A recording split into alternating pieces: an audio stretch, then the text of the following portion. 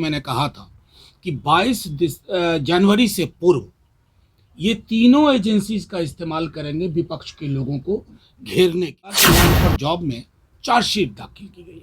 आइए इस चार्जशीट के बरक्स हम लोग कुछ बातें समझ लें। तो पूर्ण सवाल आपके माध्यम से पूछा जाए कि क्या रेलवे के किसी अधिकारी ने इसे घोटाला माना? तमाम उन महिलाओं बेटियों के नाम जिनका मंत्रालय के कार्य प्रणाली कार्य संचालन से कोई वो जो दो ऊपर बैठे सनम है ना, उनकी ओर से इशारा है।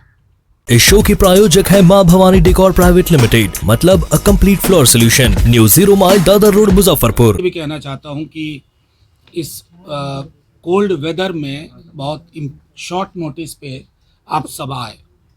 मैं आपके माध्यम से, आप लोगों के माध्यम ही क्या कहूं, आपके द्वारा जो सवाल कई दफ़े पूछा जाता है, तो आपके माध्यम से हम कुछ सवाल पब्लिक डोमेन में रखना चाहते हैं। वो सवाल भी है, वो शिकायत भी है, और अगर आप पड़ताल करें तो आपको लगेगा कि जो बात लगातार पटना में भी पीसी करके मैंने कहा था कि 22 जनवरी से पूर्व ये तीनों एजेंसीज का इस्तेमाल करेंगे विपक्ष के लोगों को घेरने के लिए। 22 जनवरी के बाद ये दूसरे पहलू पे जाएंगे, लेकिन 22 जनवरी तक तो मैं आज मोटा मोटी, आप सब ने देखा होगा कि लैंड फॉर जॉब में चार्जशीट दाखिल की गई। आइए इस चार्जशीट के बरक्स हम लोग कुछ बातें समझ लें। 2008 यानी आज से तकरीबन 16 साल पूर्व ये केस दर्ज किया गया था। ये महत्वपूर्ण सवाल आपके माध्यम से पूछा जाए कि क्या रेलवे के किसी अधिकारी ने इसे घोटाला माना था? नहीं। 2008 में एक फिक्टिशियस आरोप लगा और कई जगह एफआईआर हुई रेलवे की असहमति से। उन एफआईआर में बाद में क्लोजर भी डाला गया, क्योंकि पाया गया कि कहीं कोई संलिप्तता किसी की नहीं मिली। लैंड फॉर जॉब में कोई कोरिलेशन इस्टेब्लिश नहीं हो पाया। ये मैं नहीं कह रहा हूं, खुद सीबीआई कह चुकी है अलग अलग एफआईआर को बंद करने के दौरान।